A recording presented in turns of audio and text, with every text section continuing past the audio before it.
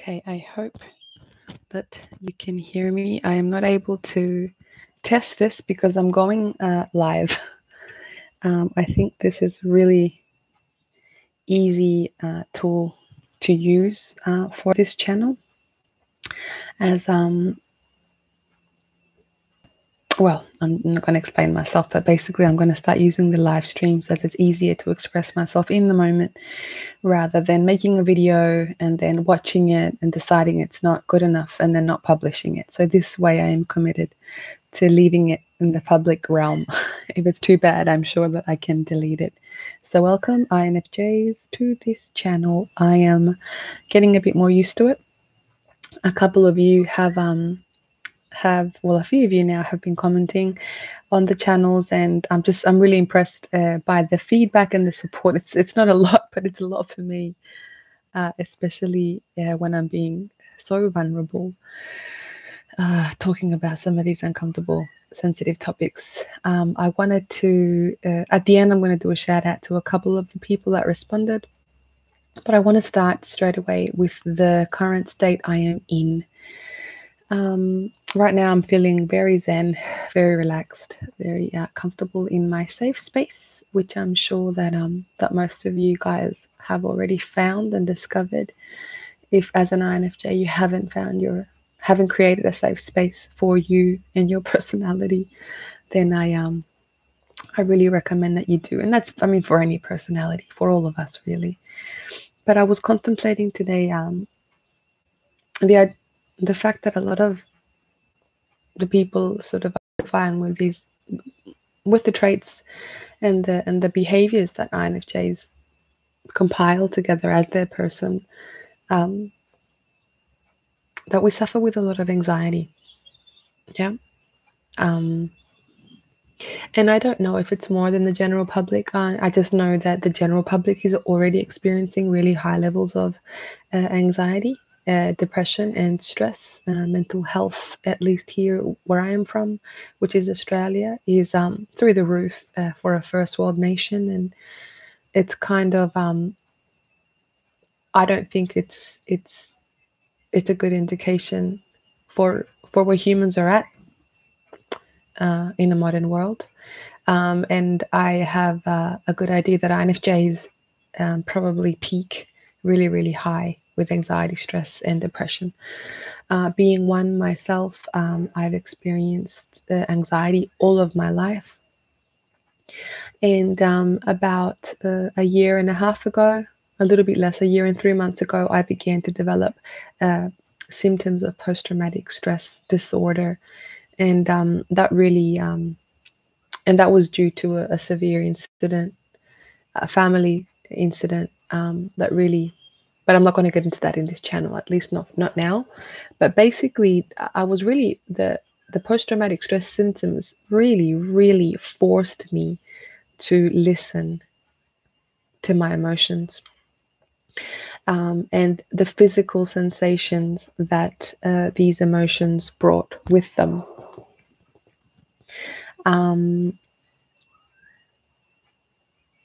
It was terrifying, of course, at first. I was often a very secure, sort of action driven person, at least on the outside. And through this process of learning from the triggers of post-trauma, I've identified and sort of learned that I wasn't really that secure or that confident. It was very much a persona that I had developed and constructed to relate to my world in a more comfortable space. I don't know if many of us do this. Well, I think a lot of us do. So just reading the research and the reports and all the feedback coming from the INFJs, we've got this incredible capacity to perform. And it feels really authentic for us because we really identify with the roles that we're playing. And I think that's because of our FE, which is our extroverted feeling. We are able to tap into the emotional needs of the situation. So if somebody needs a healer, we become a healer. If somebody needs a teacher, we become a teacher. If somebody needs a personal trainer, we become a personal trainer. If somebody needs a nutritionist, a friend, a girlfriend, a lover, a sister, a mother, a wife, we can embody those roles really, really well. And I think that because of my perfectionistic traits, of my perfectionistic tendencies, I felt like I was excelling at a lot of these roles. So then, when I really began to listen to my anxiety, which was now manifesting as post traumatic stress uh, symptoms, and for good reason, obviously, the situation I was experiencing was really serious, or at least the situation that progressed these symptoms to become more severe. But I sort of began to look back at the trajectory of my life, and yeah, and I'm watching and I'm thinking, I think this has been around a lot longer than I wanted to accept. Um, there was a long time before that where I had been, like there was like truly, truly physiological symptoms associated with my levels of stress and my levels of anxiety. And thinking that this is normal, sort of went on about with my life. Once the post traumatic stress symptoms began to go through the roof, I could see how demanding these symptoms were. And this is where I think the conversation is going to get good, guys, or I hope. Basically, the triggers, and this is why I want to encourage you guys that are experiencing these bouts, these sort of explosions, emotional explosions that shake us. Our heart starts to increase, we start to sweat, we talk, we stutter. I don't know what your symptoms are, but rather than being afraid of the symptoms or judging myself for feeling vulnerable in a situation, I've noticed that if I just sort of sit in the space and observe, that I'm actually exerting myself above my limits. So I'll try and explain that. So I think I've noticed, and I think this has to do with my personality and my development, that in the past I have not been able to identify my needs. And because of that, my needs often go unmet. And however, the needs of the people around me, at least I thought, I am fulfilling them. So I'm busy fulfilling the needs of others rather than fulfilling my own needs. This is quite simple.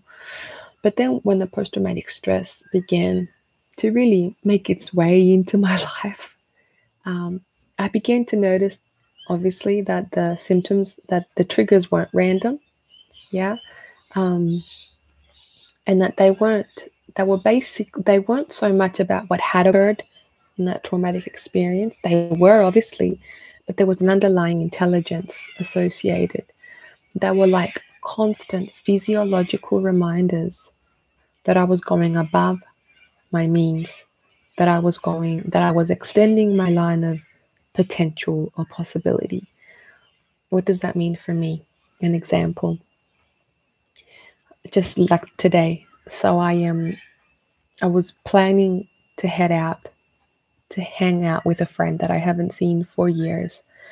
Um, Now, this friend that I adore, like I adore all my friends, um, reached out to me about a week ago and she wanted some. I don't really know what she wanted, but she reached out and wanted some of my own personal time. And at that time, because I'm so limited in my energy due to the post traumatic stress and all the other things that are happening in my life, I was able to be really assertive and say, look, I can't right now, but I want to hear what's going on with you. And so when I see you, when you come up, we'll have that time. Now, I'm being quite assertive now because that's part of what I'm training this year. And obviously, it doesn't leave my mind because these things, I get worried, my heart, like, did something go wrong? I hope she's okay. Did I do the right thing? I immediately began to feel guilty that I wasn't there for my friend. Anyway, this is an adult woman, right? She's got her resources, but this sort of, I think, guilt, and I don't know if you identify with that, let me know. Anyway, then because I've made the commitment to see her while she's up here, you know, I began to plan this event today. Okay, so I'll try and kill a few birds at once because I don't often go out anymore. I'm obviously being quite an introvert. I don't spend that much time with me, but I don't think the extroverts understand that from us. So the thought that goes into what the event's going to look like, what we're going to do, how we're going to participate, what we're going to wear, the things that we're going to say, and also to prepare myself emotionally for what it is that this person wants to share with me. So all of this preparation goes in for our INFJs, and this takes emotion, this takes psychological strategizing, and so I'm sort of preparing, and I'm already tired from a busy week. And then some other things happened that made me think, why am I really going? Like, I began to realize I'm not really going because I want to see her. I'm not really going because I want to dance either, because there was going to be dancing there. I noticed that I had created all the reasons, like valid reasons I thought were valid to go, right? And to kill off all these birds at the same time because I'm being extroverted and I'm going to make use of my extroverted energy. So I invited my mom and her sister because, I wanted them to have a bit of fun as well. And then I'm exhausted. And then I'm like feeling guilty because I'm already feeling exhausted. So hold on, just follow me. I'm finding it difficult to get this out. I guess I haven't given it that much thought. But then I'm sitting there and I'm really assessing my reasons for going. And because I'm trying to make it a habit to do things that I want to do and not be obsessed with pleasing the world around me or meeting their needs. So even though I said to myself, okay, I'm going to see this friend, I'm going to hear what she has to say, I'm going to take mum and her sister out because I've been an introverted snob. And then I thought, all of a sudden, this event has become more and more about them and less about me and my desire to dance, which is something I know I need to do to get better. Well, not to get better, I hate the word, but to improve from the current hold that the post-traumatic stress has on me. So even though it wasn't a triggered response, I began to watch my body and I've got this shoulder pain. Like I woke up with it this morning and I have an ear infection. And I'm like, who in her right mind decides to go dancing, potentially be a therapist for the afternoon because her girlfriend may have an issue, and entertain her mother and her sister or her mother's sister? And then I thought, this is how deviated we are from hearing our needs. So for me, it's like my body's responding because I began to get hard and I'm getting distressed. And I'm like, no, this isn't a trauma. This isn't a trigger from the post-trauma. I'm actually listening to my body. I'm letting, and my body's speaking. My emotion is speaking. My anxiety is speaking. My overwhelm is speaking. And the physiology of my body is speaking. So I don't know, guys. What do you think?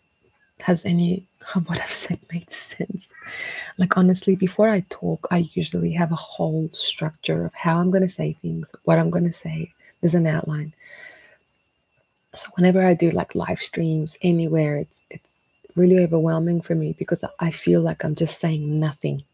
And it doesn't really make sense until the end.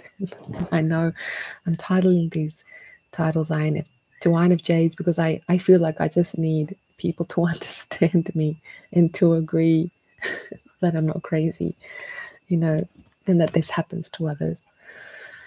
So I guess what I'm trying to say is that the triggers to my anxiety and the symptoms of the anxiety are giving me a doorway into personal understanding and personal awareness.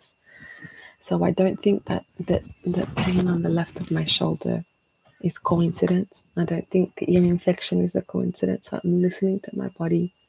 I'm listening to its rhythm. And my last video was about low energy. And I just realized that I'm actually most effective when I am, let's say I feel most empowered when I'm not doing as much. So like my best ideas, my best solutions are usually created in the moments of stillness and in the moments of quietness.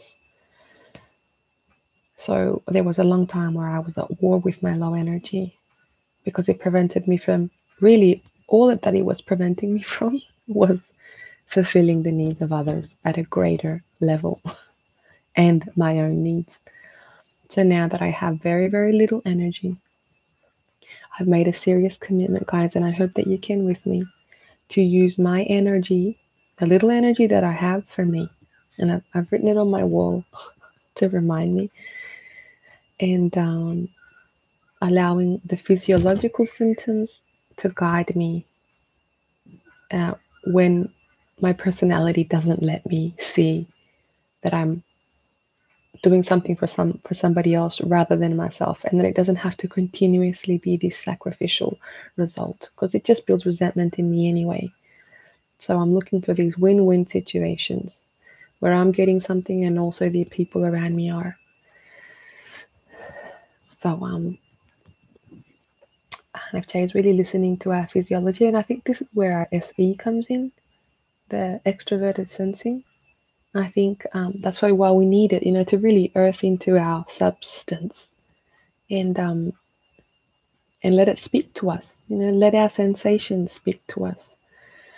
And when I do, like it's a great communication that I'm having. So going out to get a breath of fresh air, or putting my feet on the grass, like I feel so intensely.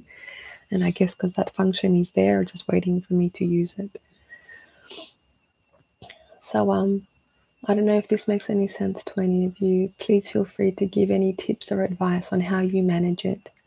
I'm making a serious commitment now to make friends with my low energy and to use the little energy that I do have on myself. I am privileged in the sense that I don't have children or a husband or other things that I need to be concerned about. That's tough. All you INFJs making families. High five. I hope to be there post 40. I've got a few years to get to know myself really well and get into a routine where I am nourishing so that I can construct a family and feel like I have something to give rather than feeling constantly burning out like I have been.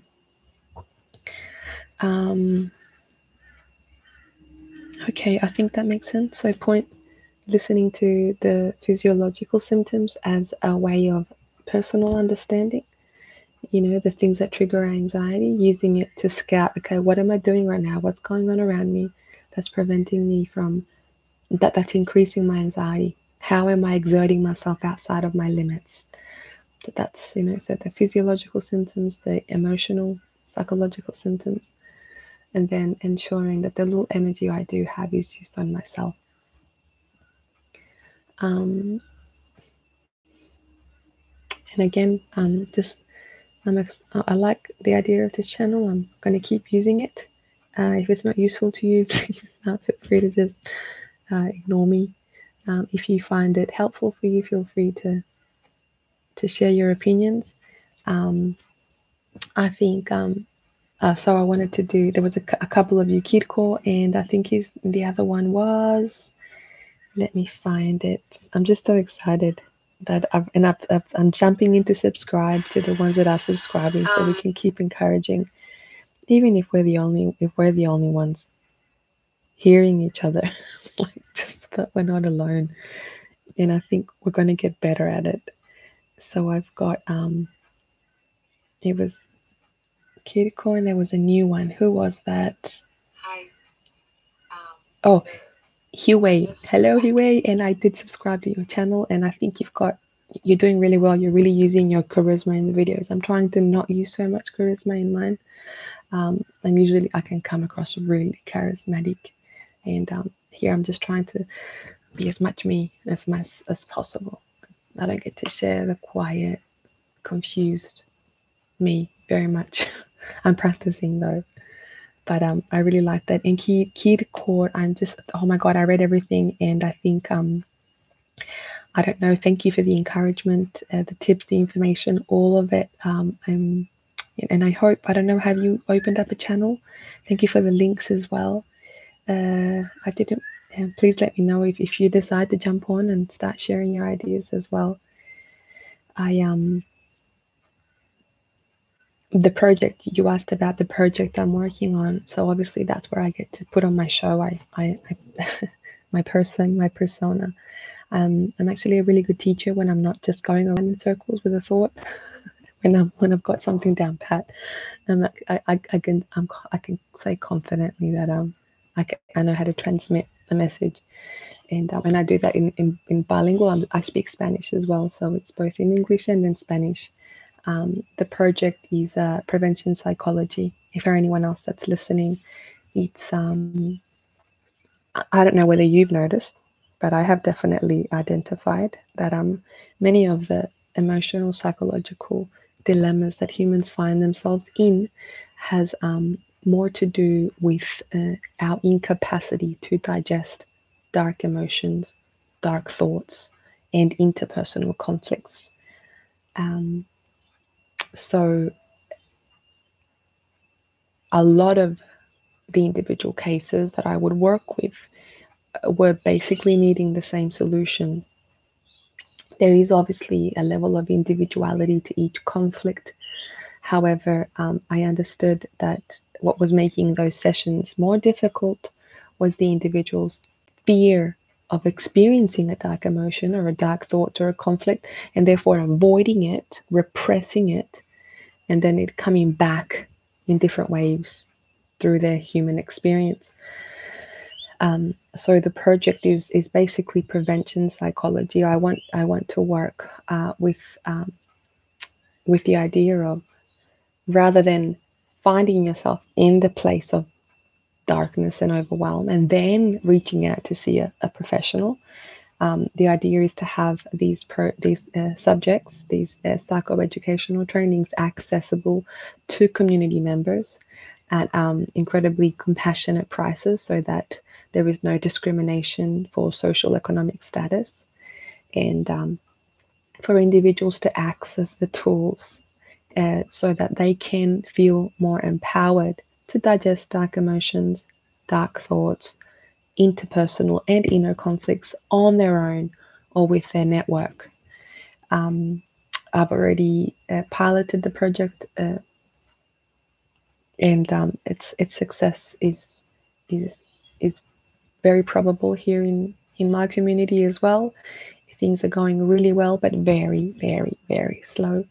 Um, the idea, the vision of the project is so that humans would cultivate flourishing minds rather than constantly trying to seek a state of happiness and a state of bliss. So it's very mindfulness. I think a lot of INFJs are tapped, every single day of your life. Get onto it. We are useless without meditation, literally. And mindfulness meditation goes straight to the source, Dr. John Kabat-Zinn and the 8-week training program. So the idea is to cultivate community by community. Obviously, I'm just going to start with my own, and cultivate minds that aren't afraid to suffer. So cultivate minds that aren't afraid to open up the box and go, okay, what's going on here? So that this box of suffering doesn't get bigger and bigger and then walk around us or follow us around through our life. And the results are astonishing. They're beautiful. It's all research-based material. It's in both languages, and it's strictly psychoeducation. The group sessions don't have a therapeutic angle. Even though there is, we always lend a space for reflection, introspection, but very owned. So it's never coming from a victim mentality. It's often it's coming mostly from a space of, are you going to own the conflict? And then rather than avoiding it, using the conflict to learn and to develop your personality through it, rather than just avoiding it. So things like training in emotional intelligence, as I think anyone in research now understands the neuroplastic nature of the brain. Things like emotional intelligence, mindfulness, leadership abilities, assertiveness, these can be practiced. And if practiced, we can master these areas. So especially for our INFJs and the sensitive personalities, it's very important for us to practice assertiveness, um, um, emotional regulation through through developing our emotional intelligence rather than being overwhelmed by the intensity of emotion that we feel. So yeah, that's the project Kirko, if that makes sense. Again, it's very exciting, and I hope more of you guys are really thinking. I'm going to end the last 5 minutes of this stream on actually no, I'm going to do a separate video on that topic. I've got a bit of energy now. I'm going to use it. I'm having a coffee. How many INFJs like just boom with a coffee? It's a really sacred experience for me now. Coffee. I know how it stimulates me, and it's magic. So I don't abuse it. I abused it during my time while I was experiencing well when I developed post-traumatic stress. I hope the coffee wasn't a correlation there, but no, it's very beautiful. So I'm gonna say bye on that note. Enjoy my cup of coffee, and come back to you in a few minutes with the topic about empaths and social entrepreneurship, which is a topic that I think most idealists never touch business, but I feel we have a responsibility to launch back in. It's not easy. So I'll jump back in with that. Take care. Bye.